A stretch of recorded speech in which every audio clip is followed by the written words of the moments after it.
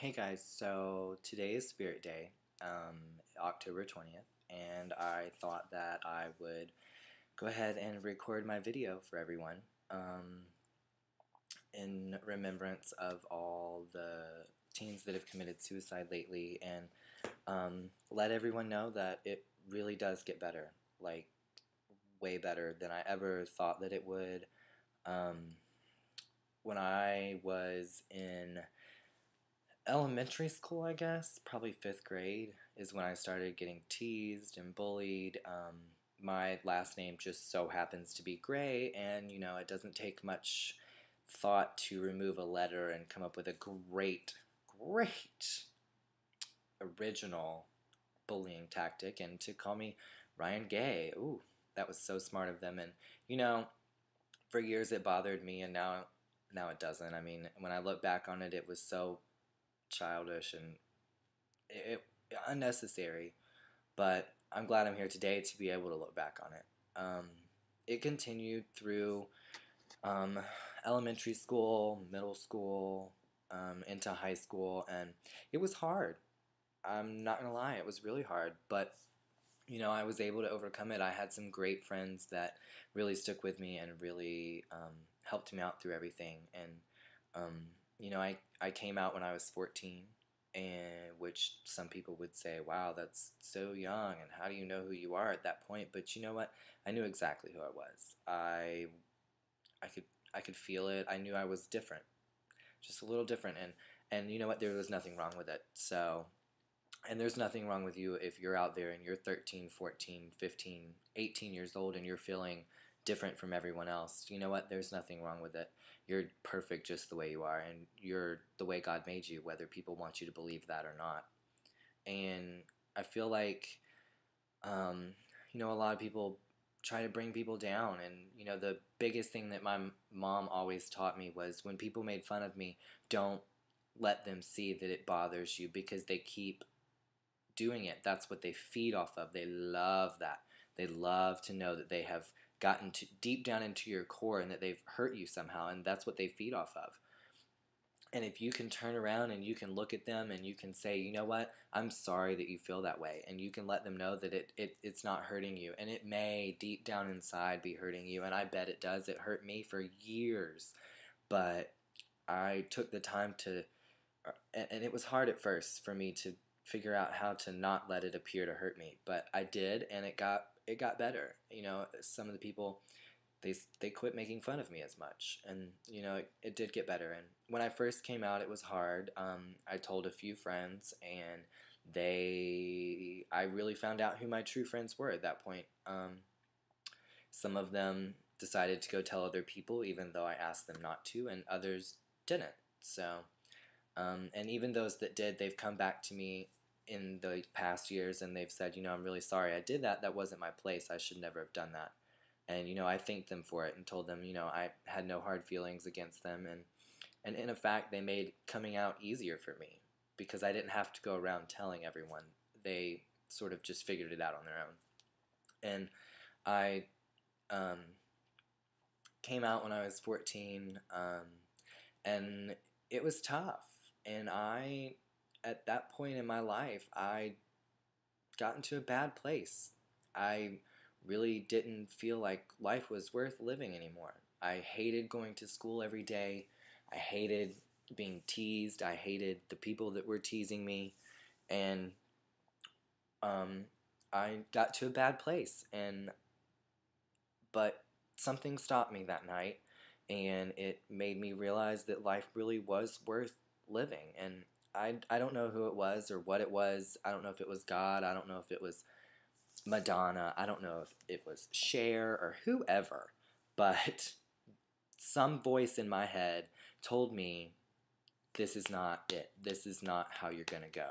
You can't give up now. You can't stop. And I thank God every day for that voice, whether it was him or whoever it was. I just thank whoever for stopping me, my guardian angel, whatever. Because if I hadn't, I wouldn't be here today to make this video for you guys, to let you know that life really does get better. I moved, I stayed in the same area all my life and grew up. Everybody knew me. I was the gay kid, and it continued that way for years. And I moved, went into high school, and it got a little better. People get older, they start to mature. The teasing isn't as bad. You've still got those that just continue to do it every freaking day, and it was awful. And but I was getting a bigger group of friends together that loved me, and I could lean on them, and they did their part to stop what was happening, and thank God for them too. And um, I actually, the funniest thing was I did the absolute gayest possible thing I could think of that I could do, and I decided to become a cheerleader at my school. I had been a gymnast for years, and so I decided I was going to cheer.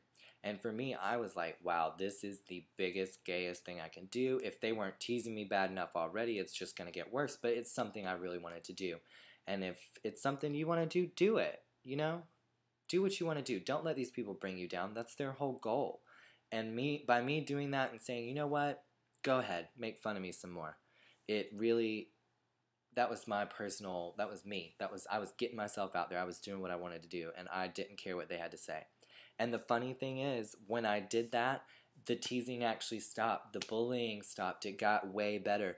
And I don't really understand how. But I had the same football players and jocks and other people that were coming up to me and had been teasing me for years. They were coming up to me now and they were saying, you know what, you're actually kind of cool.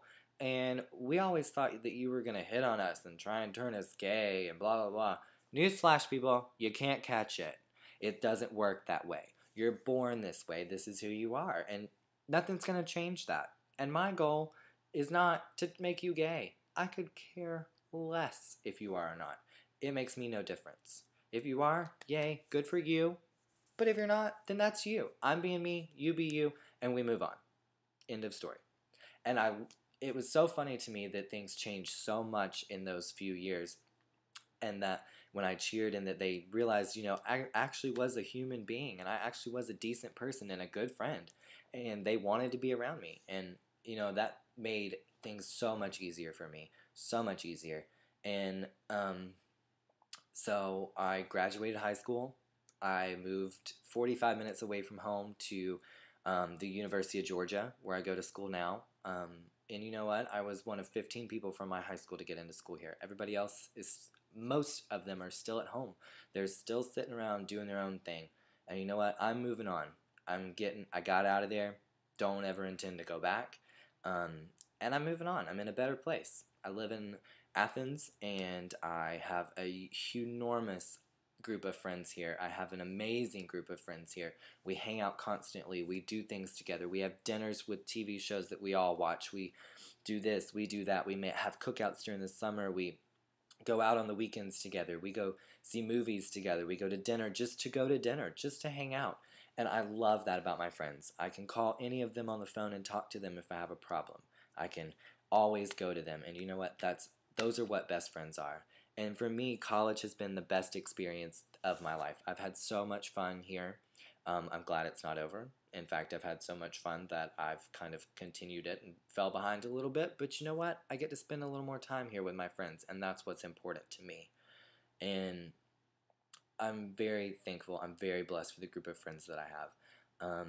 I live in a townhouse with two of my best friends in the whole wide world. One of them is my roommate. One of my roommates is gay, and he is probably my best friend in the whole wide world. I would do anything for him. And the girl that we live with is what shall we call our fag hag, but she is definitely one of my other best friends in the whole wide world, and she's a huge supporter of LGBT youth, LGBT people in general, LGBT rights, marriage equality. She grew up in California, and she grew up in a place where it's not so crazy like it is here in Georgia. And she's got a very open mind, and I love her for that. And I love most of my friends for their open minds. And it's not just that I have a whole bunch of LGBT friends. I have tons of straight friends here, tons of them. And they're all accepting of me. they're all loving of me and my friends and groups and rights and things like that. They are all, and some of them are from Christian backgrounds. And just because you're Christian doesn't mean you have to hate gay people. I hate to break it to some of you out there, but it's true. You don't have to. Um, you know, I do believe God said to love everybody. And um, in one of the most important things to me is keeping an open mind and remembering that it does get better and realizing that it will get better. And even where I'm at in my life, I know it's still gonna get better. I'm gonna get old. I'm gonna get my degree. I'm gonna move on. I'm gonna go move somewhere else and make new friends and make more friends and move to a big city hopefully and get a great job. And it really does get better. And you can't. Don't let the things around you bring you down. Don't let those bullies get to you because that's their point. That's exactly what they want. And when you do let them get to you and you show them that they've won, you know? And that's sad, but it's true. And so, stick with it. Stay in there. Keep playing the game. You'll make it through on the other side. And you know what? Eventually you'll be the winner. You'll be far stronger of a person than they are for what you've gone through in your life.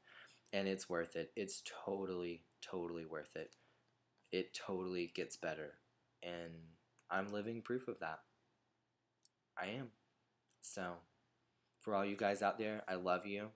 Each and every one of you, whether I know you or not. If you're my friend watching this, or if you're just a complete stranger, I love you. And you are loved, and you're not invisible. You are seen. We hear you. We know you're there. And we're here to support you. You know? If you ever are feeling down and in the dumps, pick up the phone. Call someone. Anyone. Whether it's the Trevor Project, whether it's, another suicide campaign that can help you, anyone. Call a friend. Call your parents. Call someone. It's worth it. Life is worth it.